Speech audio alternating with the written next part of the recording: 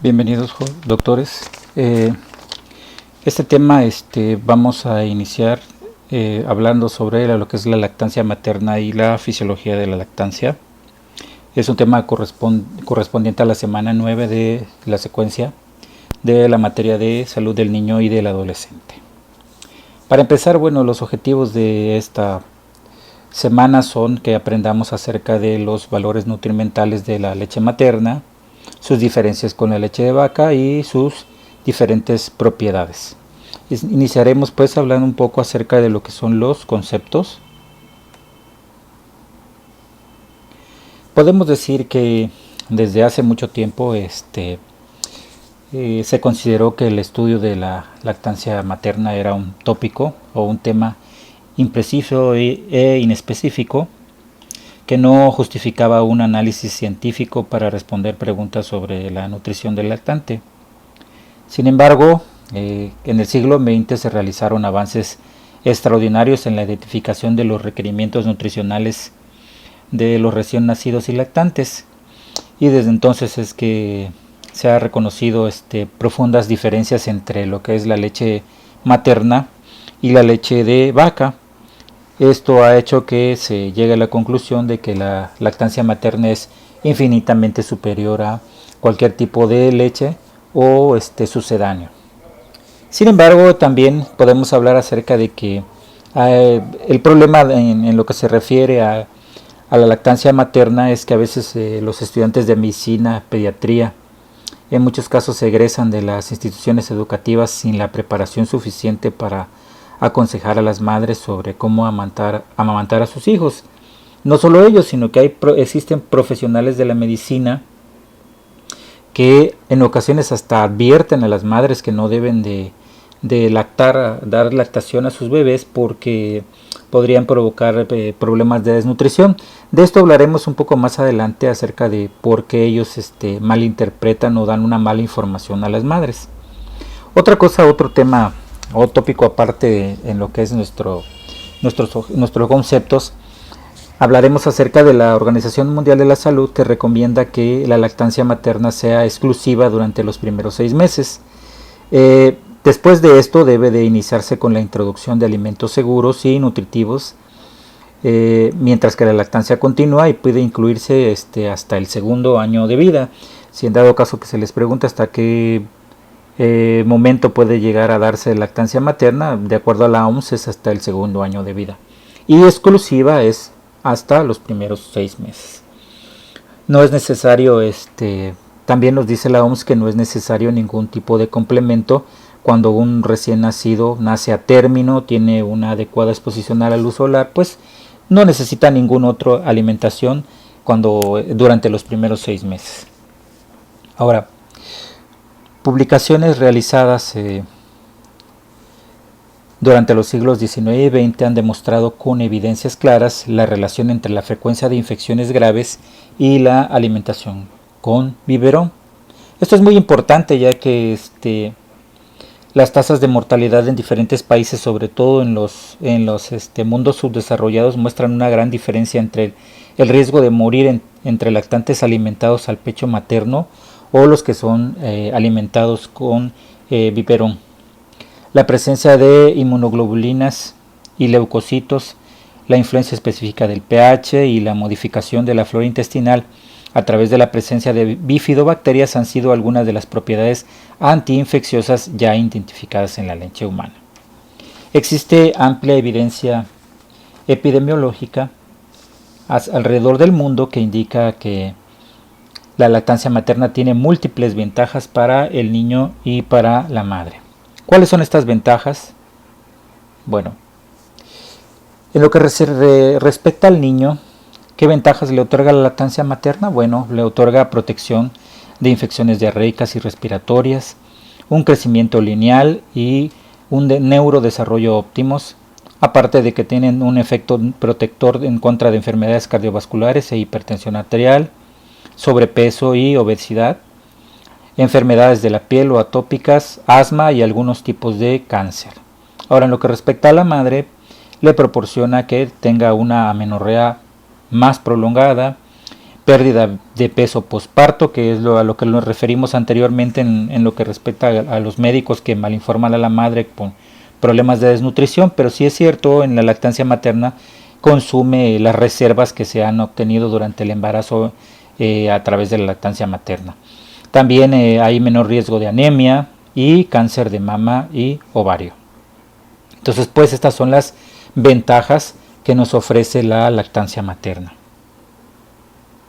Ahora, sin embargo, la decisión de una madre de no amamantar a su hijo y el destete temprano han sido un problema ancestral en el mundo, presente en nuestro país y no siempre influido por razones médicas. Como podemos ver en esta gráfica, una de las principales o la primera razón por la cual la madre no amamanta a su hijo es la producción insuficiente de leche. ¿Qué quiere decir esto? Bueno, que la madre piensa que no puede dar la suficiente leche a su hijo, por lo cual le introducen otro tipo de alimentación adicional a la leche materna.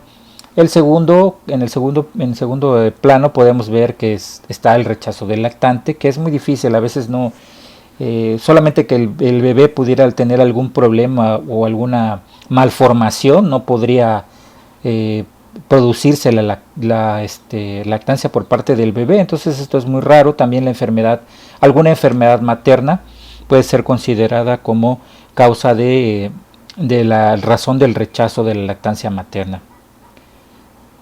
Podemos ver en este estudio que se observa en su libro, en las áreas de Guadalajara, este es un estudio hecho en México, podemos ver que también la primera causa para no amamantar ha sido la producción insuficiente y el rechazo del lactante. Esto nos confirma la gráfica anterior. ¿Sí? Ahora, podemos hablar un poquito acerca de la historia de la lactancia. Se dice que desde el año 1800 a.C., en el Código de Hammurabi, contenía regulaciones en la práctica de la lactancia materna como la búsqueda o el empleo de nodrizas para amamantar a los niños. En Europa, sí, desde hace 4000 años, sí existen en Europa antecedentes sobre técnicas de alimentación en neonatos no amamantados. Ahí en Europa podemos hablar de que en Esparta, sí, muy conocida por la película esa de 300, se obligaba a que aún la esposa del rey, amamantara al mayor de sus hijos. Se dice ahí en la historia que el rey Temistes, siendo el segundo hijo heredero al trono, solo por haber sido amamantado por su madre, a diferencia del primogénito, heredó el rey. En el siglo XVIII, ¿sí?, predominó el amamantamiento por nodrizas. Esto muestra que algunas mujeres amamantaron poco a sus hijos porque no era la costumbre. Y se dice también que las madres francesas de esa época deseaban mantener su belleza y frescura. Esta influencia continúa hasta el siglo XIX y parte del siglo XX. Se ha ido modificando en la actualidad. En la mayoría de los países ya están favoreciendo la lactancia materna, pero como podemos ver, en muchas ocasiones se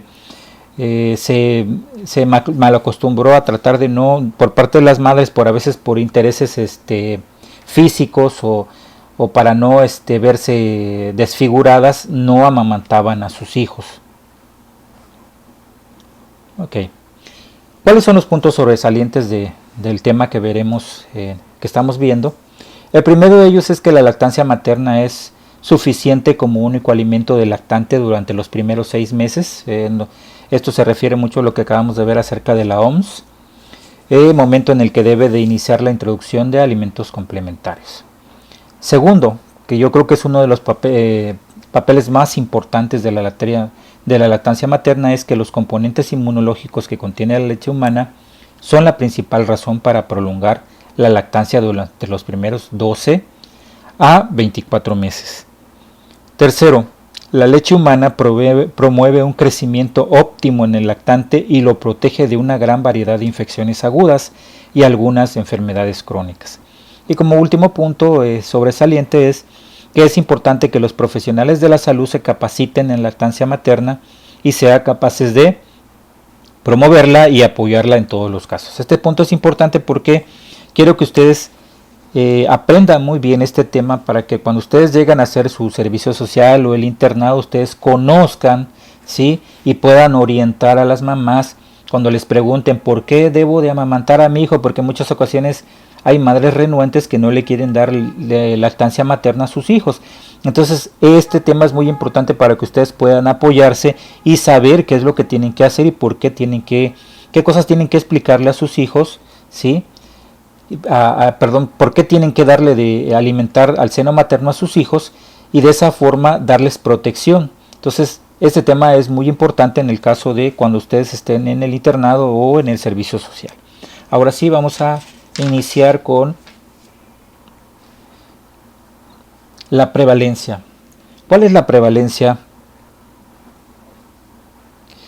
El de la lactancia materna ha mejorado en los últimos 20 años, nos dice su bibliografía, debido al fomento a través de los hospitales amigos del niño y de la madre. ¿Sí? Un estudio reciente realizado en nuestro medio muestra que el 80% de los lactantes nacidos en un hospital con esta distinción reciben algún tipo de lactancia materna durante los primeros 6 meses. En la cuenta, sin embargo, aún no se alcanzan las recomendaciones de la OMS, en especial en la que se refiere a la práctica de la lactancia materna durante los primeros 6 meses.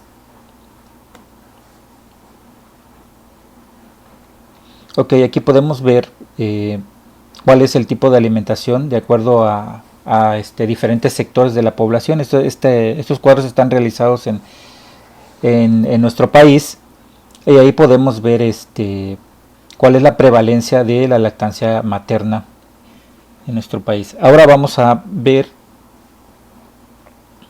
que de acuerdo a la encuesta nacional de salud y nutrición en el año 2012 se dice que solo 1/3 de los lactantes son amamantados al año de edad y la prevalencia de la lactancia materna exclusiva durante los primeros de 6 meses es del 14.4%. Quiere decir que al año de edad ya es casi una tercera parte de niños que son amamantados, ya no tienen ni la lactancia materna de forma exclusiva o ya las mamás ya no les están dando porque ven que el niño ya come, ya puede alimentarse por medio de papillas o de otros tipos de alimentos, pues ya no les dan lactancia materna. En este caso no sería lactancia materna exclusiva porque ya es después de los 6 meses. Ahora sí, ¿cuáles son las barreras que enfrenta la madre para la lactancia? ¿O cuáles son las barreras que limitan a la madre en el caso de poder dar lactancia materna? La primera de ellas es la falta de conocimiento, ¿sí? A veces las mamás, y como les digo que es un factor muy importante el que ustedes puedan ayudar a las madres cuando lleguen a su internado o a su servicio, muchas de ellas desconocen, ¿sí?, las propiedades y la ayuda que le van a dar a sus niños al alimentarlas al seno materno. La segunda es la carencia de habilidades de consejería y de recursos en el personal de salud. ¿Qué quiere decir esto? Bueno, que pues obviamente si no ustedes no conocen y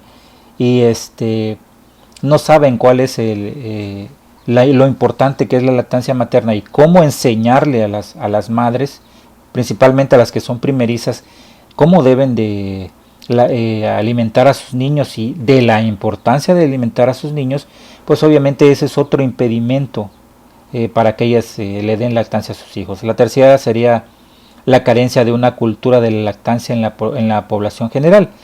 Como le dijimos, dentro del historial podemos ver que muchas mamás no les dan pecho a sus niños porque piensan que eso les va a provocar una deformación en su físico, que se van a poner en el caso del seno materno va a colgarles o les va a provocar algún problema físico. Entonces ellos no dan no le pueden dar lactancia materna a sus niños o no quieren darle lactancia materna. De ahí lo especial de nosotros como trabajadores de la salud en tratar de fomentar a que las mamás den el pecho materno a sus hijos. Ahora en la siguiente diapositiva vamos a a ver también vamos a hablar acerca de la mortalidad y morbilidad y mortalidad en lactantes alimentados con la leche materna y fórmula. En los países desarrollados, ¿sí? Es muy difícil poder precisar cuál es la mortalidad en niños o la diferencia de mortalidad entre niños alimentados al seno materno y niños alimentados con fórmula, debido a que pues por los avances científicos que hay, el uso de antibióticos y todo, entre otras cosas, pues ha disminuido el índice de mortalidad y entonces es muy difícil precisarlo. Pero en países subdesarrollados, entre los que ellos podemos incluir a México, se muestra una mayor tasa de mortalidad, desnutrición y en desnutrición en edades más tempranas y más graves, y una mayor incidencia de infección en lactantes alimentados con biberón, a diferencia de aquellos lactantes que sí están alimentados con el pecho materno. Esto nos quiere decir que bueno, que la lactancia materna influye mucho en evitar enfermedades en los niños.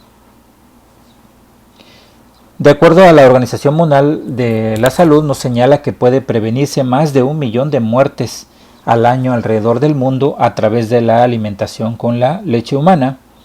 Y en Latinoamérica se calcula que la práctica de la lactancia puede prevenir hasta 52,000 muertes cada año en menores de 12 meses, en especial si se ejerce de manera exclusiva durante los primeros 4 a 6 meses. ¿Sí? Un estudio realizado en la población de bajo nivel socioeconómico del Hospital General de Occidente en el estado de Jalisco muestra que los episodios diarreicos o infecciones de vías respiratorias superiores en lactantes amamantados representaron 50 y 25% respectivamente de los observados en lactantes no amamantados durante los primeros 18 meses de vida. De esta forma también se realizó otro estudio en el estado de Jalisco, y en él podemos ver, como se ve en esta gráfica, que la diferencia entre los lactantes que son alimentados al seno materno y otros que no son alimentados al seno materno, sino que se alimentan con sucedáneos, pues las infecciones respiratorias y las infecciones diarreicas son mayores o tienen un mayor porcentaje. Entonces esto nos ayuda a demostrar la protección que nos da la lactancia materna. Ahora, vamos a iniciar ya con lo que es la composición de la lactancia materna. Y podemos ver que dentro de la leche humana, ¿sí?, tiene 5 fases que la componen. La primera de ellas es la fase acuosa.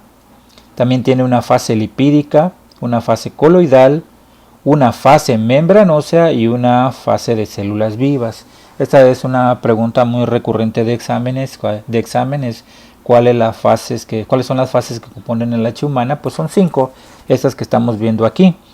En estas fases existen alrededor de 200 componentes reconocidos o 200 diferentes sustancias contenidas en la leche materna. Sin embargo,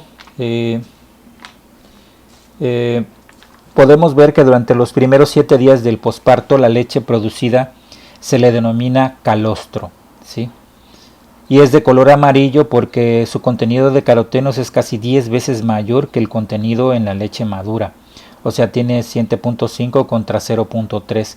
Quiere decir que el contenido de carotenos en el calostro es mayor, ¿sí? Tiene un color amarillito, le llaman la primera leche, ¿no?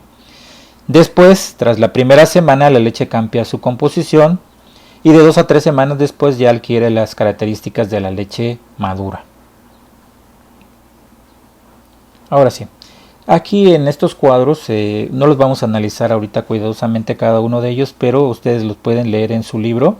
Ahí se ven los componentes. Vamos a hacer un poquito de referencia acerca de esto para que ustedes puedan ver cuáles son las diferencias. Aquí podemos compararlos contra lo que es la leche de vaca, cuáles son sus contenidos, como por ejemplo podemos observar en cuanto al contenido de colesterol. Si ustedes pueden ver ahí hasta en la parte de abajo en el primer recuadro, tiene 280 miligramos por por litro en comparación de la leche de vaca, que solamente contiene 110. Las proteínas, por ejemplo, tienen una menor cantidad. La lactosa, por ejemplo, tiene un 57 contra un 47% de la leche de vaca. Ahora, en cuanto a vitaminas y todo, podemos observar también que contiene un sinnúmero de vitaminas, y esto lo analizaremos. Ustedes pueden analizarlo en su libro, se encuentran estas gráficas. Ahora, sin embargo, a pesar de que se muestra que la leche materna puede tener variaciones de acuerdo a la edad de la gestación. ¿Qué quiere decir esto? Que la leche materna en recién nacidos prematuros tiene una mayor cantidad de proteínas y tiene una menor cantidad de lactosa, como si se adaptara a las condiciones fisiológicas del recién nacido. ¿Por qué pasa esto en la leche de las madres de niños que son prematuros? Ellos necesitan mayor cantidad de proteínas para poder desarrollarse. Entonces la leche materna en estas madres que están amamantando tiene mayor cantidad de proteínas.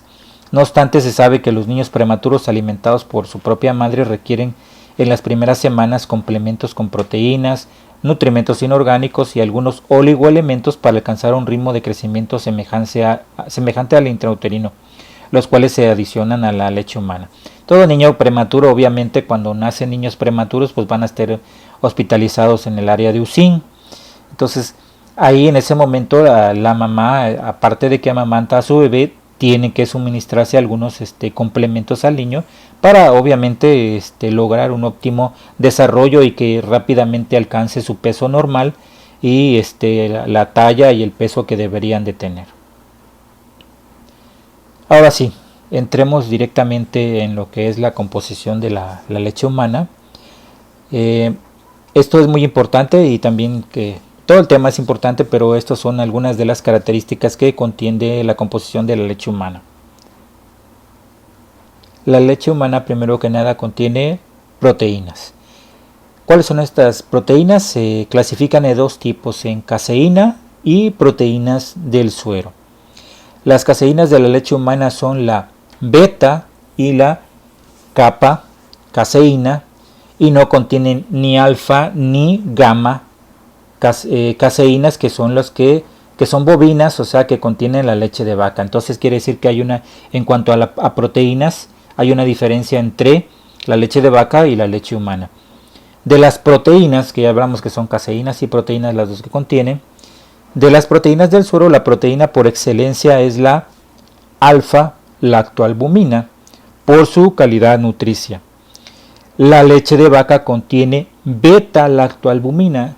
Entonces, para que ustedes no se equivoquen y a razón de examen, sepan que caseína es beta y proteína es alfa, a diferencia de la leche de vaca, que es primero en caseína es alfa y en proteína es beta. Entonces es exactamente lo contrario en cuanto a diferencias entre la leche humana y la leche de vaca.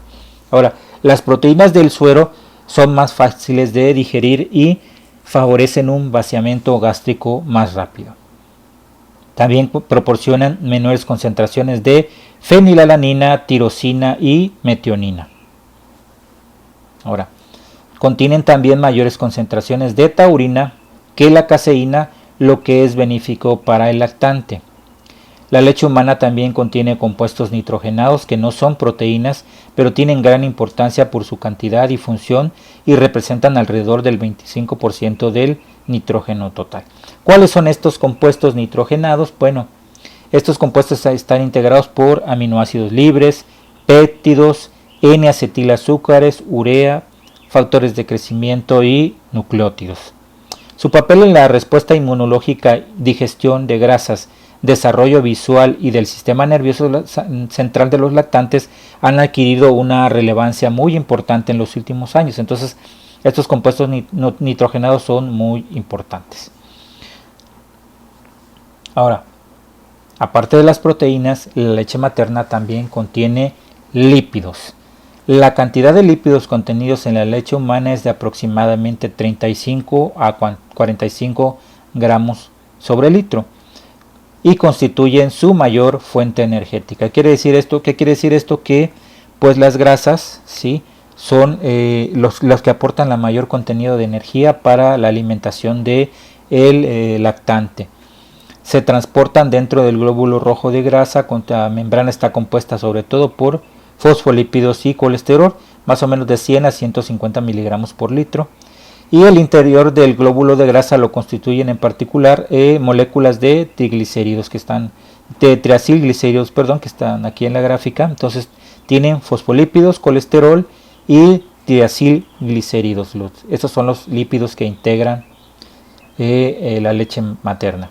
Ahora, dentro de los hidratos de carbono o los carbohidratos, el principal hidrato de carbono de la leche materna es la lactosa.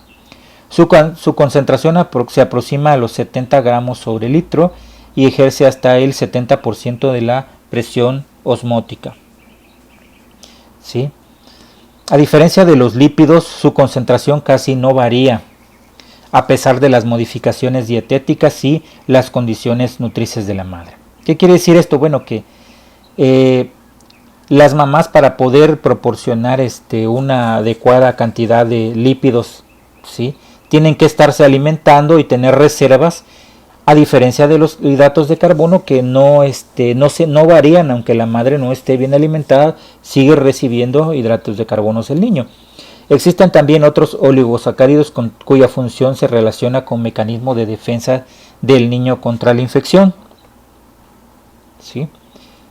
Ahora, aparte de contener proteínas, lípidos, ¿sí?, y carbohidratos, la leche materna también contiene vitaminas y nutrimentos inorgánicos. En la leche humana existen vitaminas hidrosolubles y liposolubles. De esto hablamos en el capítulo anterior, en donde hablamos sobre nutrición, hablamos sobre vitaminas. Vuelvan a leer su capítulo y van a encontrar cuáles son las vitaminas hidrosolubles y cuáles son las liposolubles. Se transfieren de forma directa estas vitaminas, desde la dieta y las reservas de la madre. Por ejemplo, la vitamina A o retinol, la vitamina D, que es el ergocalciferol, y la vitamina BC, que es la piridoxina, y la B12, que es la hidroxicobalamina, tienen una dependencia especial de la dieta de la madre. Entonces, estas vitaminas, si la madre no está bien alimentada, si tiene algún grado de desnutrición, entonces el niño no va a recibir de forma adecuada estas vitaminas. En cuanto a los nutrimentos inorgánicos, como calcio, fósforo y magnesio, su transferencia de la sangre a la leche se regula de modo estricto y no se espera que la mayor ingestión de estos minerales se traduzca en mayores concentraciones en la leche. Punto importante, no está en su libro, pero sí se los voy a explicar. Generalmente, cuando vemos una mamá que está lactando y vemos que la mamá está desnutrida o tiene algún grado de desnutrición, en ocasiones nosotros le recetamos vitaminas A, D y C o multivitamínicos a los niños en forma de gotas. Esta afirmación del punto anterior que vimos reafirmaría el por qué nosotros utilizamos esas vitaminas. Como ustedes pueden ver, no tienen una dependencia especial acerca de la dieta de la madre. Entonces, si ella no está bien alimentada o está desnutrida, se le puede dar vitaminas al niño en forma de gotitas, ¿sale? Entonces, el calcio, el fósforo y el magnesio, eso sí, no dependen de concentraciones de la leche. El sodio, el potasio y el cloro no tienen otra regulación estricta, sino que se secretan en la glándula mamaria y alcanzan una concentración en la leche de 7.15 a 12 miliequivalentes por litro. Ahora, este punto sí es muy importante, quiero que pongan atención. La concentración de hierro en la leche es de 0.5 miligramos por litro. Es constante y se comporta en forma independiente de la reserva materna. Ahora, de la cantidad descrita se absorbe alrededor del 50% contra un 4 a 7% del hierro procedente de la leche materna. ¿Qué quiere decir esto? Los niños que son, ya ahora no, porque casi no se les da ya leche de vaca a los niños recién nacidos, pero hace algunos años, hablaremos de 20 o 30 años antes, pues a los niños que no les daba su mamá seno materno, lo más fácil que se les hacía a ellos era ir y traer leche de vaca y darle lactancia por medio de biberón a través de leche de vaca a los niños. ¿Qué es lo que pasaba? Como ustedes pueden ver acá, la cantidad de hierro que se absorbe en la leche materna es del 50% y la cantidad de hierro que se absorbe en la leche de vaca solamente es del 4 al 7%. ¿Qué ocasiona esto? Pues esos niños tenían anemia ferropénica, ¿sí? Adquirían y se enfermaban y estaban desnutridos o presentaban anemia ferropénica. Entonces es muy importante entonces la diferencia entre la cantidad de hierro que se absorbe de la leche de vaca y la cantidad de hierro que se absorbe en la leche materna. Es muchísimo mayor la cantidad que se absorbe a través de la leche materna. Ahora otros nutrimentos como el zinc y el cobre tienen concentraciones altas en el calostro y declinan sin relación con las reservas maternas. ¿Cuáles son los constituyentes de la leche humana con otras funciones? Esto es muy importante, ¿sí? Existen otras sustancias de la leche humana que efectúan funciones diferentes a las nutricias, entre ellas las siguientes. La síntesis de lactosa que se lleva a cabo en la glándula mamaria por acción de la lactoalbumina. Acuérdense que acabamos de ver que el principal carbohidrato de la leche materna es la lactosa, ¿sí? También vemos que hay protección directa contra agentes microbianos por parte de la lactoferrina, la lisozima, la inmunoglobulina A, oligosacáridos con funciones antiparasitarias, aminoazúcares con función antibacteriana y lípidos con funciones antivirales y antiparasitarias. Ahora, ¿cuál es la principal proteína con acción microbiana? Pues la lisozima y también la inmunoglobulina principal que se encuentra presente en la lactancia materna, en la leche materna, es la inmunoglobulina A. ¿Cuáles son? También tienen propiedades antiinflamatorias como ya dije, la inmunoglobulina A, la lactoferrina, citoprotectores, inmunomoduladores de leucocitos y antioxidantes. También tenemos la promoción del crecimiento a través de factores de crecimiento epidérmico, hormona del crecimiento, péptidos regulatorios gastrointestinales, el IGF-1 que vimos y el factor madurador de colonias de granulocitos y macrófagos.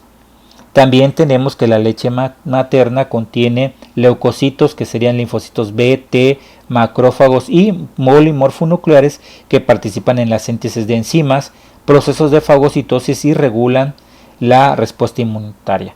También contienen inmunomoduladores como la interleucina 1B, la interleucina C, interleucina 8, interleucina 10, el factor de necrosis tumoral alfa y el factor de crecimiento beta. Ahora, esto es muy importante ya que de esta forma podemos ver que ningún sustituto de leche, ni tampoco la leche de vaca, nos va a otorgar todas estas ventajas que estamos viendo ahora. Entonces, por eso es tan importante la lactancia materna. Ahora, otro punto también importante ahí es la transferencia de fármacos y otros químicos en la leche humana.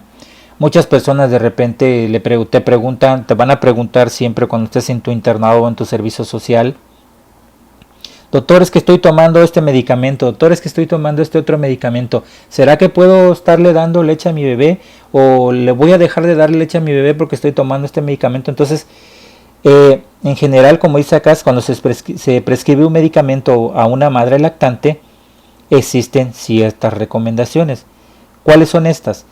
Es necesario administrar este fármaco a la madre. Entonces, solamente cuando administremos un medicamento a una madre que está lactando, ¿sí?, veamos si realmente valoremos el riesgo-beneficio, si realmente va a servir de algo ese medicamento o si no, mejor no dárselo. También usar medicamentos más seguros. Por ejemplo, si una persona que tiene alguna infección o algo, vamos a darle un medicamento para la fiebre. Si tenemos el ácido acetilsalicílico o el acetaminofén, en este caso que es el paracetamol, hay que preferir mejor utilizar paracetamol y no ácido acetilsalicílico, porque el paracetamol no es considerado como un medicamento que pueda provocarle algún daño al bebé. Entonces hay que utilizar que podamos, dentro de lo que podamos, medicamentos seguros. Si existe la posibilidad de que un compuesto pueda representar un riesgo para el lactante, por ejemplo, generalmente los medicamentos anticonvulsivos como la fenitoína, fenobarbital, hay que valorar la medición de sus concentraciones séricas en el lactante. Obviamente lo ideal sería no dárselos, pero si no tenemos, no podemos evitar darle este medicamento, pues darle la dosis mínima. O como dicen también, como dicen en el cuarto punto, la exposición a los fármacos que consume la madre pueden reducirse al mínimo si se consumen poco después de completar la tetada. ¿Qué quiere decir esto?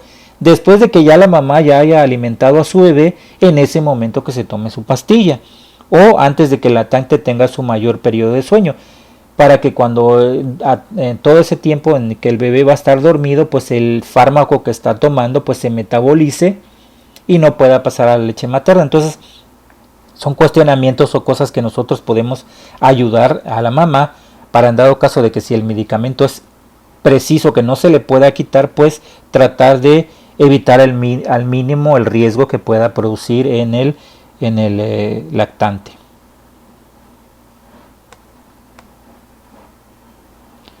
Ahora, el volumen de leche ingerido por el niño. ¿Qué quiere decir esto? Influyen sobre todo en la frecuencia de tetadas, la edad del lactante y la condición nutricia de la madre. Ahora, para conocer el volumen ingerido se han utilizado dos procedimientos principales. Una de ellas es la técnica del pesaje, en el cual antes de alimentar al bebé se le pesa y posteriormente se le vuelve a pesar para medir exactamente cuánto sería el volumen. Y también hay otra técnica, que es la técnica de dilución con deuterio, que es un isótopo que nos ayuda también para ver la cantidad de leche que el niño consume en cada tetada o aproximadamente durante el día. Ahora, en general la cantidad de leche que el niño ingiere es menor que el potencial de producción láctea de la madre, por lo cual es más importante hablar en términos de ingestión de leche y no de producción láctea. ¿Qué quiere decir esto? Que pues el bebé toma menos leche de lo que la mamá produce. Es por eso que, por ejemplo, cuando la mamá nacen mellizos o gemelos, pues la mamá prácticamente puede alimentar a ambos. ¿Por qué? Porque la cantidad de leche que produce es mayor a la que consume un solo bebé. Ahora, se acepta que la producción láctea promedio es de 750 gramos al día, ¿sí? Más o menos entre proporciones en lo que una mamá produce es entre 450 y 1200 gramos al día, pero en promedio hablaremos para cuestiones de examen que lo que produce en el día es de 750 gramos, ¿sí? Las madres desnutridas pues producen menor cantidad de leche. Ahora, el volumen de leche ingerido por el niño se mantiene constante durante la etapa de lactancia, inclusive entre el primer y sexto meses de edad, ¿sí? Sin embargo, la introducción temprana de otros alimentos puede afectar la producción láctea en forma temprana. La demanda de lactante se regula por sus necesidades de energía y proteínas. Esto quiere decir que el niño, pues, si necesita más energía, pues va a estar queriendo alimentarse más tiempo y más veces. En el posparto inmediato, el volumen de leche ingerido se relaciona de manera positiva con la frecuencia de tetadas, así como las concentraciones de prolactina y el peso del niño. Ahora, ¿cuáles son los factores maternos que pueden llegar a reducir la producción de leche? El primero de ellos que influye de forma negativa es la ansiedad. Las mujeres que tienen mucha ansiedad o que pasan por problemas también de estrés, puede llegar a provocar que influya en la cantidad de leche que produzca la mamá. O también haya factores negativos como el alcoholismo y el tabaquismo que pueden llegar a provocar que la leche no se produzca en forma adecuada. La madre que amamanta en forma exclusiva a su hijo utiliza sus reservas de grasa y proteínas para mantener la lactancia. Es lo que hablamos hace rato al principio, de cuando los profesionales de la salud malinforman a las personas acerca de de qué es lo que les pasa en el momento de la lactancia, ¿sí? Aquí nos dice que en consecuencia el amamantamiento proviene de la retención de las grasas acumuladas durante el embarazo para tal fin. Una embarazada en promedio durante los 9 meses de embarazo puede llegar a aumentar de peso normalmente en promedio entre 9 y 11 kilogramos. Estos 9 o 11 kilos que aumenta durante la lactancia pues los va a bajar. ¿Por qué? Porque la misma producción de leche y al estar perdiendo lípidos, proteínas y todo lo que vimos, esto hace que la madre lactante baje de peso. No que se desnutra, sino que baja de peso. Entonces esto es lo que hace que algunos profesionales de la salud se equivoquen y malinformen a las madres. Ahora, en las zonas rurales o muy pobres de nuestro país, este fenómeno de la demanda nutrimental en la madre es mucho más complejo y participan ciertas variables en interacción, como por ejemplo el equilibrio energético, la reserva nutricia, la demanda de leche y la actividad física. Entonces esto tiene que ver en cuanto a cómo van a estar las mamás en el momento de la lactancia materna. Ahora, desde el año de 1991 existe un movimiento mundial muy importante de apoyo a la lactancia humana, auspiciado por la OMS y la UNICEF. El programa se llama Hospital Amigo del Niño, ¿sí? No se confundan con el programa que se utiliza en México, que aquí ahorita lo vamos a ver. Este programa está presente en alrededor de 134 países, ¿sí? En el mundo, ¿sí? Y los principales criterios son que se favorezca una lactancia exitosa desde que la madre asiste en el control prenatal y en particular durante el puerperio inmediato en el hospital, ¿sí? Esto se ha observado que un mayor número de madres amamantando y por tanto una mejor salud infantil en las regiones en donde la mayoría de los hospitales han recibido acreditación como tales, ha mejorado esto. En nuestro país, ¿sí? La UNICEF y la Secretaría de Salud han ampliado este programa y es el que está en México, que se denomina Hospital Amigo del Niño y de la Madre, que incluye diversas acciones como por ejemplo relacionadas con la salud materno-infantil. Ok, existen también algunos criterios, ¿sí? Con el propósito de estudiar y notificar, porque existen una gran amplia gama de prácticas de la lactancia materna, pero con el objetivo de simplificarlo y que sea lo mismo de acuerdo a la OMS. Labot y Krasovek en 1990 propusieron uniformar los criterios a través de las siguientes definiciones. Entonces, estas definiciones son muy importantes. Existen dos: lo que es la lactancia materna completa y la lactancia materna parcial. La lactancia materna completa se subdivide en dos, que serían la lactancia materna exclusiva, que es cuando no se ofrece ningún otro alimento, ya sea sólido o líquido al niño, o la lactancia materna casi exclusiva, es cuando se ofrecen otros tipos de líquidos como agua, té, jugo o, como les dije anteriormente, vitaminas en gotas. Entonces cuando ya uno les da algunas gotitas o algo, pues ya no se trata de una lactancia materna exclusiva, sino una casi exclusiva. Ahora, la lactancia materna parcial es cuando se ofrece al menos un biberón con algún sucedáneo en la leche materna, ¿sí? Sea de origen lácteo o de soya, que también se acostumbra últimamente por eso de las personas veganas que ya les dan leche de soya a sus hijos.